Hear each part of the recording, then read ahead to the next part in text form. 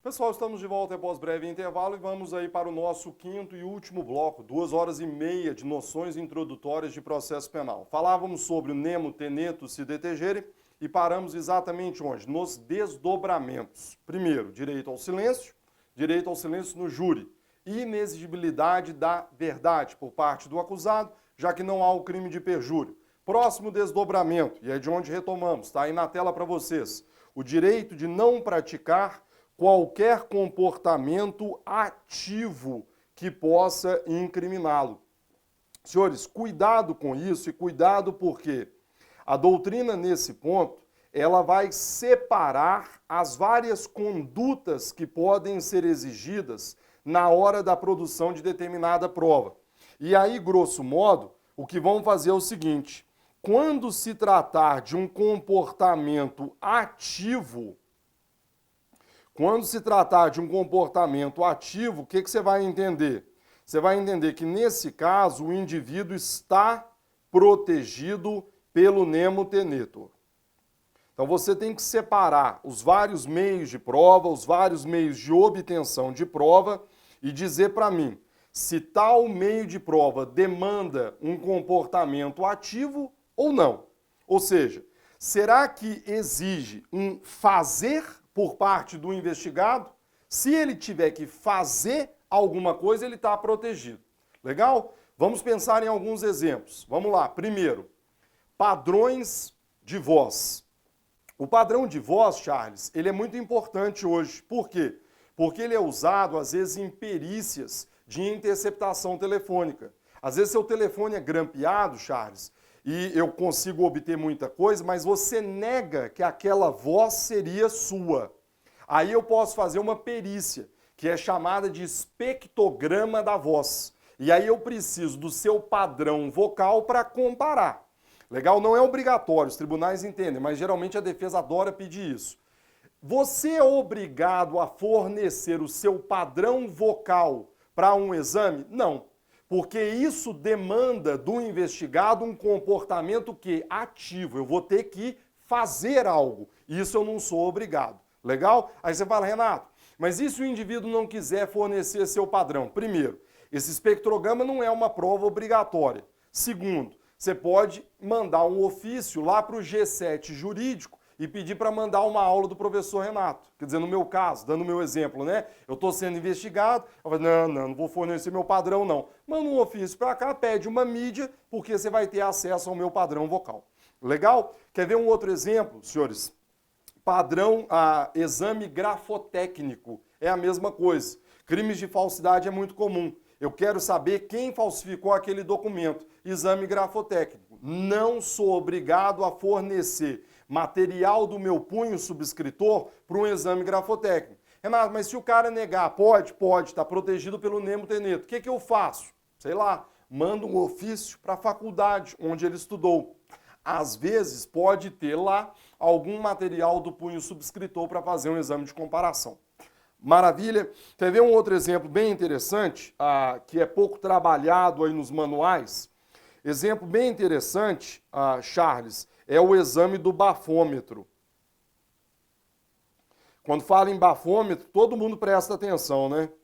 Charles já falou assim, opa, deixa eu olhar esse negócio aí para saber se eu vou para casa tranquilo ou não, se eu sou obrigado ou não. O bafômetro, que nós estamos acostumados aí no dia a dia, é um bafômetro no qual você é obrigado a soprar. Você sopra, né? Claramente, se eu sou obrigado a soprar, significa dizer que aquele meio de obtenção de prova, ele demanda de mim um comportamento o quê? Ativo, um facere.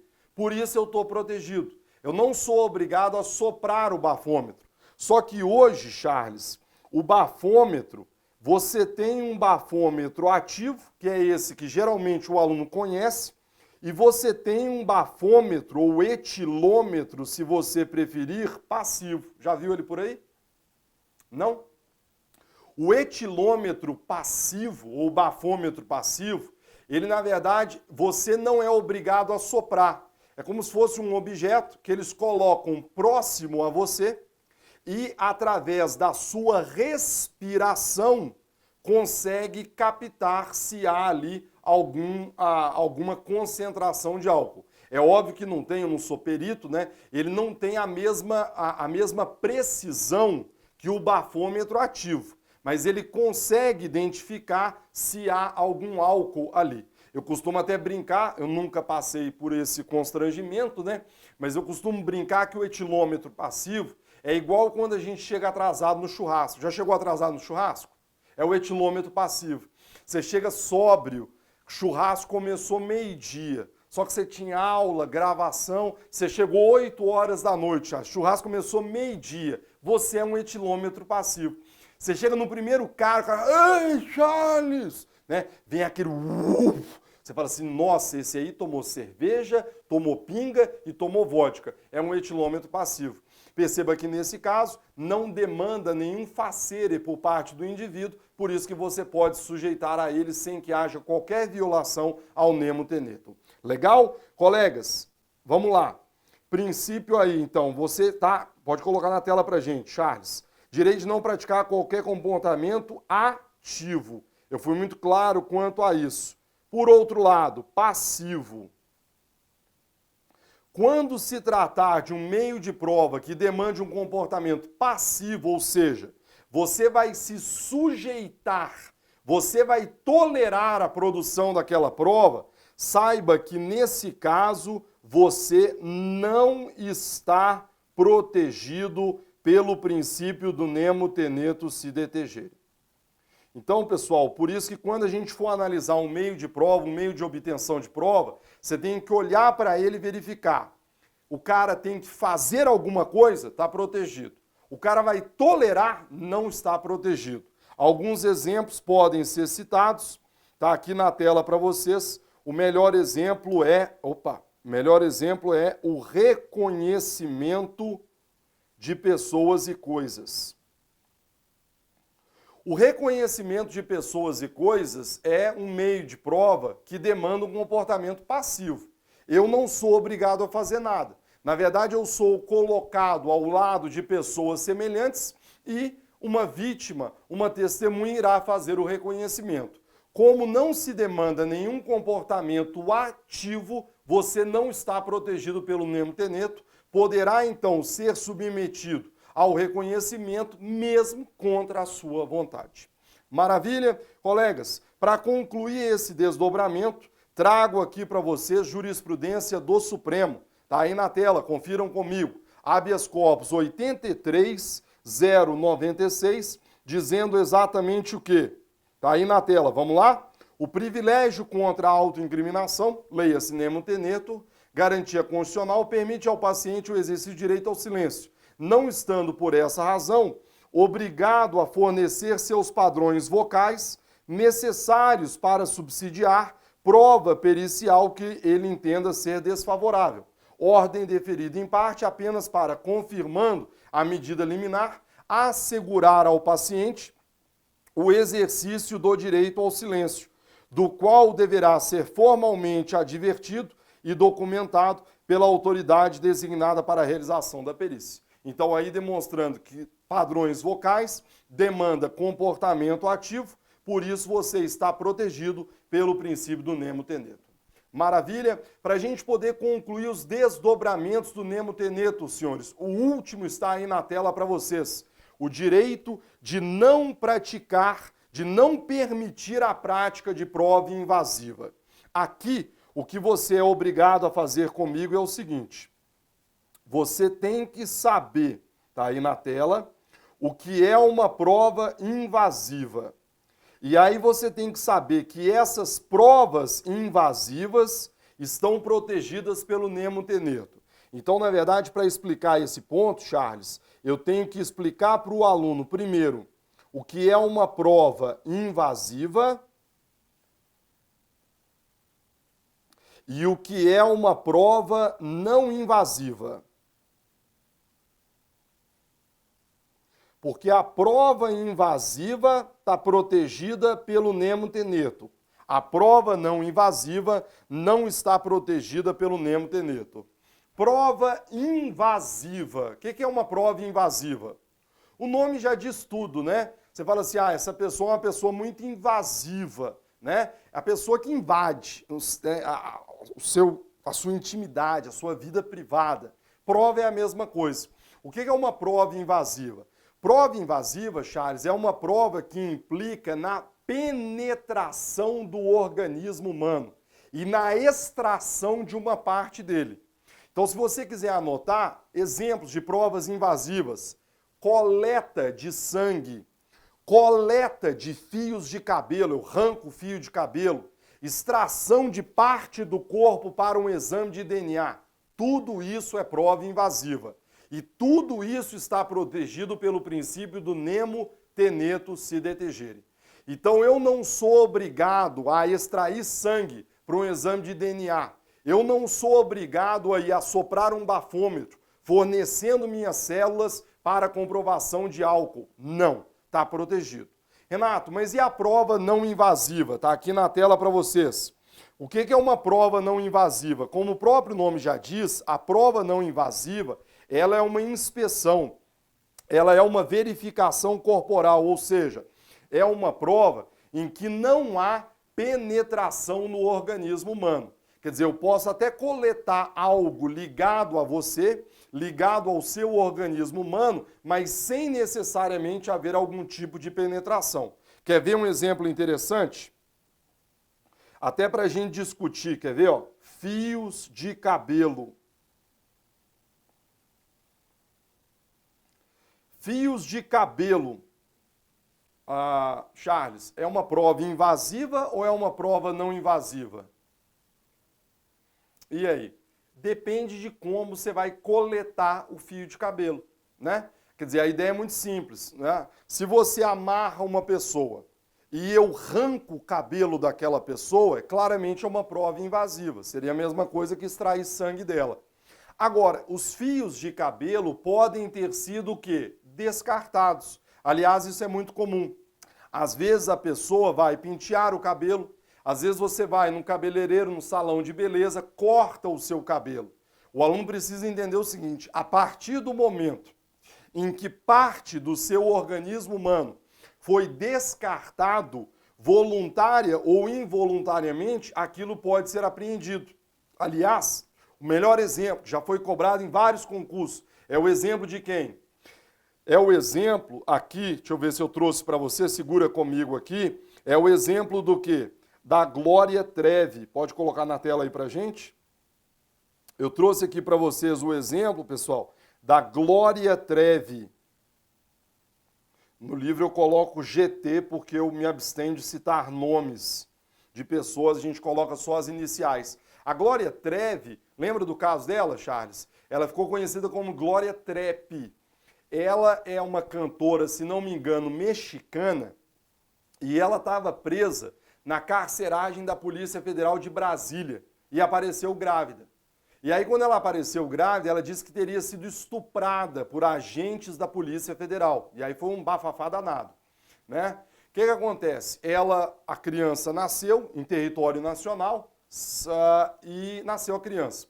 E aí o problema é o seguinte, todo mundo queria saber quem era o pai da criança. Porque imagina, eu trabalho na Polícia Federal, trabalho na carceragem, então eu sou um possível estuprador de preso? Esse é o problema.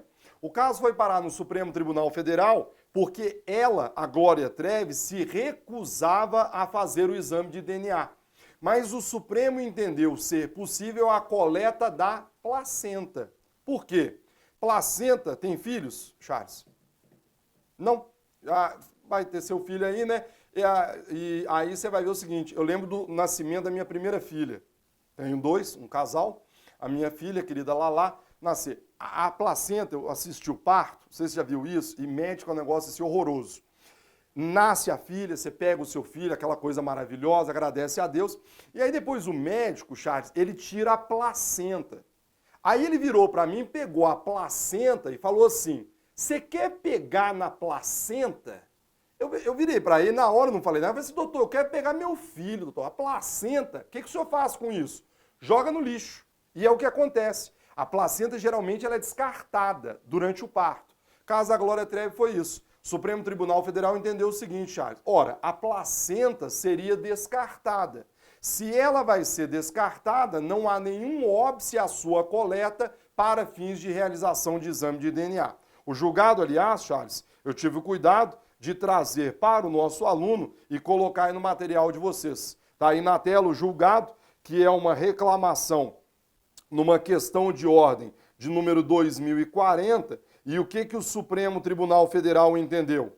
Coleta de material biológico da placenta para fins de se fazer o exame de DNA, para averiguação de paternidade no nascituro, embora a oposição da extraditanda. Mantida a determinação diretor do Hospital Regional da Asa Norte quanto à coleta da placenta. Bens jurídicos constitucionais como moralidade administrativa, persecução penal e segurança pública, que se acrescem com bens da comunidade ao direito fundamental à honra, bem assim direito à honra e imagem de policiais federais acusados de estupro da extraditanda nas dependências da Polícia Federal e o direito à imagem da própria instituição, em confronto com o alegado direito da reclamante à intimidade e a preservar a identidade do pai de seu filho. Mérito do pedido do MPF julgado desde logo e deferido para autorizar a realização do exame de DNA do filho da reclamante, com a utilização da placenta recolhida, sendo, entretanto, indeferida a súplica de entrega à Polícia Federal do prontuário médico da reclamante. Comprovou-se depois, Charles, só para concluir o caso, que, na verdade, ela não foi estuprada por nenhum policial federal. Ela, na verdade, teria engravidado com uma caneta Bic. Ela, em conluio com o advogado teria colocado líquido espermático na caneta Bic, levado para ela, ela introduziu na cavidade vaginal e conseguiu ficar. Vai ser fértil, assim, lá no México, né? Engravidou aqui no Brasil. Na verdade, ela engravidou porque ela não queria ser extraditada. Foi, né, a estratégia dela, acabou sendo extraditada no final. Maravilha? Esse exemplo da Glória Trevi é interessante, pessoal, só para concluir, porque nos leva a um outro caso concreto, que é o caso da Vilma. Lembra da Vilma? A Vilma, se não me engano, no interior de Goiás, acho que Lusiânia, do Pedrinho, ela tinha filhos que não eram dela, filhos que foram roubados de maternidades. Né? O que acontece? Uma das filhas da Vilma, ela não queria fazer um exame de DNA. Ela não queria, quer dizer, ela não queria ter acesso à verdade, de que, na verdade, ela não era filha da Vilma. Aí ela foi até a polícia e o delegado pediu para ela fazer exame de DNA. Falou assim, olha, você fornece aí sangue, amostra para um exame de DNA? Não. Só que ela estava fumando um cigarro e o que ela vai fazer, Charles? Ela vai descartar a guimba do cigarro.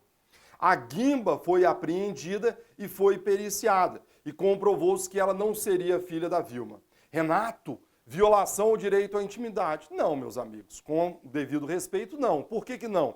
Ora, a partir do momento em que você descarta um objeto, não há falar em intimidade ou vida privada. Eu gosto sempre de perguntar para o aluno, o lixo está protegido pela vida privada e intimidade? O seu lixo, você tem direito à proteção do seu lixo? O lixo, Charles, olha que interessante, enquanto estiver no interior do seu domicílio, ele goza da proteção domiciliar. Então ele está protegido. Agora, meu amigo, a partir do momento em que você descartou o lixo, significa que você está abrindo mão de toda e qualquer proteção do direito à intimidade ou vida privada. É óbvio que pode ser apreendido. E é o que aconteceu nesse caso concreto, por isso que não há falar em violação à intimidade, não há falar em violação à vida privada.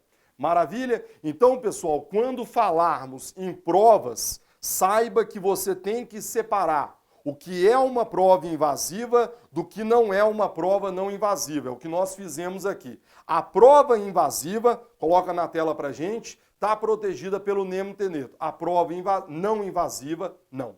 Quer ver um outro exemplo interessante que eu trouxe para vocês aqui? É o exemplo, segura comigo aqui, rapidamente. Segura comigo aqui, senhores. Um outro exemplo interessante é o exame de raio-x. Esse é bem legal para ser cobrado em prova. O exame de raio-x é uma prova invasiva ou não invasiva? O caso foi levado à apreciação do STJ, num caso concreto envolvendo mula transportando droga no estômago. né? Sabemos que é muito comum no tráfico internacional que as pessoas façam a ingestão de cápsulas de cocaínas e aí viajem para o exterior. Geralmente a prova nesse caso é feita por exame de raio-x. E aí o STJ apreciou um caso nisso. Prova invasiva ou prova não invasiva? O STJ entendeu, senhores, que o exame de raio-x é uma prova não invasiva. Logo, consequentemente, pelo que estamos trabalhando, o que isso significa dizer? Significa dizer que o exame de raio-x poderá ser realizado mesmo contra a vontade do indivíduo. Aliás, não custa lembrar que nesses casos de drogas, Charles, o exame de raio-x é importante até mesmo para preservar um bem maior, que é a vida desse indivíduo. Essas cápsulas, elas estão sujeitas a qualquer momento à ruptura, podem se romper e, em 100% dos casos, havendo a ruptura, haverá a morte do indivíduo, porque uma grande quantidade de cocaína será colocada lá na via sanguínea e, consequentemente, haverá a morte. Legal? Voltando então, pessoal, trouxe para vocês, inclusive, um julgado nesse sentido. Está aí na tela para vocês o habeas corpus de número 149, 146, que vai dizer exatamente isso. Vejam, a Constituição Federal consagra o princípio de que ninguém pode ser compelido a produzir prova contra si. Não há nos autos qualquer comprovação de que tenha havido abuso por parte dos policiais na obtenção da prova que ora se impugna. Ao contrário, verifica-se que os pacientes assumiram a ingestão da droga, narrando inclusive detalhes da ação que culminaria no tráfico internacional de cocaína para a Angola, o que denota cooperação com a atividade policial, refutando qualquer alegação de coação na colheita da prova. Ademais, é sabido que a ingestão de cápsulas de cocaína causa risco de morte, motivo pelo qual a constatação do transporte da droga no organismo humano, com posterior procedimento apto a expeli-la, traduz em verdadeira intervenção estatal em favor da integridade física e, mais ainda, da vida. Bens jurídicos largamente tutelados pelo ordenamento.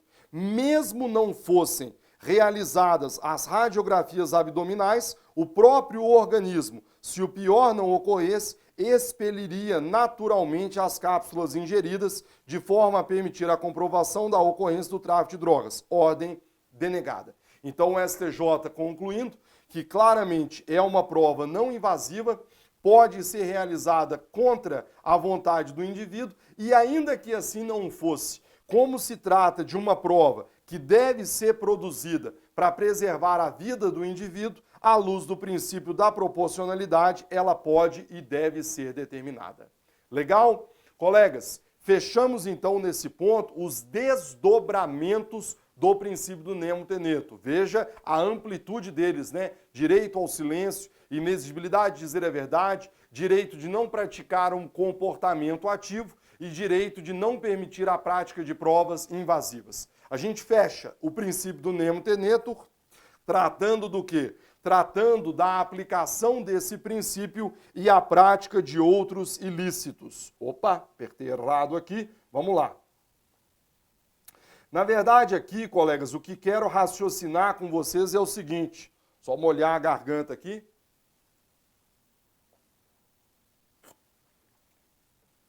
Será que o princípio do nemo teneto si detegere confere ao indivíduo o direito de praticar outros delitos? Me permita dar um exemplo aqui, senhores, aliás, um caso concreto. É o caso do casal Nardoni. Lembra do casal Nardoni? O casal Nardoni, pode colocar na tela pra gente, Charles. O casal Nardoni foi condenado pelo homicídio da menina, mas também foi condenado pelo crime de fraude processual, porque eles teriam alterado a cena do crime, né? Eles praticaram um delito, foram condenados pelo homicídio e depois eles teriam alterado a cena do crime para tentar induzir os peritos aí em erro, dizendo que na verdade ela teria cortado, ela teria pulado e assim por diante. Aí vem uma questão interessante que, aliás, foi discutida no caso concreto. O homicídio está do lado de cá, mas e a fraude? Podem ser condenados? Renato, como assim? Na verdade, o argumento era o seguinte, não podem. Eles não podem ser condenados por fraude, porque eles teriam fraudado a cena do crime como mecanismo de defesa em relação ao homicídio. Leias, teriam agido com base no princípio do nemo teneto, já que ninguém é obrigado a produzir prova contra si mesmo. Ou seja, se eles não são obrigados a contribuir para a sua própria destruição, consequentemente podem agir no sentido de ocultar provas e no sentido de dissimular a cena do crime para não ser condenados pelo crime de homicídio. Certo ou errado? Errado. Legal? Cuidado com isso, senhores, porque o raciocínio é muito tranquilo. Ninguém nega o direito ao silêncio. Aliás, estou falando sobre ele há quase uma hora. Ninguém nega que você não é obrigado a contribuir para a sua própria destruição, certo? Mas isso não dá a você o direito de sair por aí praticando novos delitos com o objetivo de encobrir crimes anteriores. Ora, nenhum direito tem natureza absoluta, nenhum direito pode ser usado como escudo protetivo para atividades ilícitas. Uma coisa, como diria Dada Maravilha, né, Chaves? Uma coisa é uma coisa, outra coisa é outra coisa. Porque senão eu pratico um homicídio aqui no estúdio e aí vamos imaginar aí que a Stephanie tenha presenciado o homicídio. Aí eu vou lá e mato a Stephanie. Fala assim, eu matei porque eu fui obrigado a matar a testemunha, porque senão amanhã ela poderia depor contra mim. Eu agi no exercício do direito? É óbvio que não. Então, no caso concreto, pessoal, só para concluir o raciocínio, o casal Nardoni foi condenado não apenas pelo homicídio, mas também pelo crime de fraude processual. Entendeu-se lá que o princípio do nemo teneto não poderia ser usado como justificativa para a prática desse delito. Na prática, como é que o tema será cobrado de vocês? Será cobrado especificamente em relação a quê? Ao crime de falsa identidade. Então, esse tema será cobrado de vocês em relação ao crime de falsa identidade. Renato, como assim e por quê? Pessoal, uma das hipóteses mais comuns é exatamente a falsa identidade. Geralmente o cidadão, ele é foragido e ele é preso praticando um crime de menor importância. Então, por exemplo, cara, ele é procurado por homicídio, ele é procurado aí por latrocínio e ele é encontrado praticando um furtozinho, praticando lá uma resistência, uma bobagem qualquer.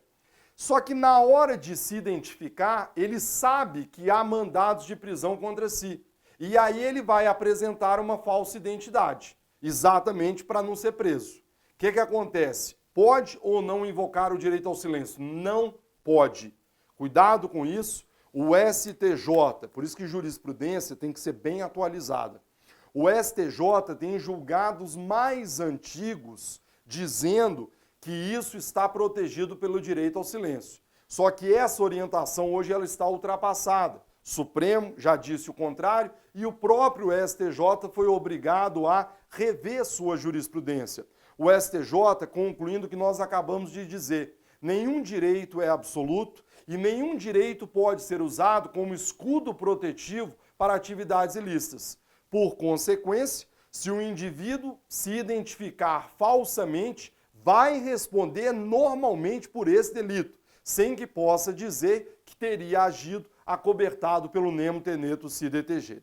Legal? Sobre o assunto, aliás, está aí na tela para vocês exatamente uma súmula do STJ que trata do assunto, que é a súmula de número 522. Vejam o que diz a súmula. A conduta de atribuir-se falsa identidade perante a autoridade policial é típica, ainda que em situação de alegada autodefesa. Quer dizer, o STJ dizendo que se você praticar o crime de falsa identidade previsto lá no artigo 307, você vai responder normalmente pelo delito, sem que se possa dizer que você teria agido acobertado pelo princípio do nemo tenetur si detegere. É exatamente o teor da súmula de número 522. Legal? Colegas, 30 minutos, chegamos aí ao final do nosso quinto e último bloco. E aí, gostaram da aula? Foi legal? Pessoal, importantíssimo isso. Me permita encerrar a aula de hoje fazendo esse pedido a vocês. Nós, como professores, a gente tem interesse no feedback de vocês. Eu, pelo menos, tenho muito interesse, sempre falo isso, né? Então, a primeira aula aí do curso de vocês, traz para mim o feedback, manda lá pelo Facebook, manda pela área do aluno lá, entra lá no site, manda para mim um e-mail dizendo: Renato, gostei da aula, foi exatamente o que eu queria. Renato, dá para melhorar, acho que tal trecho não foi bom, gostaria que você enfatizasse mais isso. Pessoal, eu sei o investimento que vocês fazem, não apenas financeiro, pessoal, a sua vida, né? O quanto você se dedica a um verdadeiro projeto de vida que é a preparação para concurso. Então eu quero atender às suas expectativas. Se a aula não foi boa, se a aula eventualmente foi boa, manda para mim o feedback, porque eu vou tentar melhorar ou eu vou tentar reforçar os pontos positivos da nossa aula. Legal? Eu agradeço ao Charles pelo excelente trabalho de gravação e agradeço a vocês pelo carinho, pela atenção e pela paciência. Fiquem todos com Deus, um bom descanso e até o nosso próximo encontro. Tchau!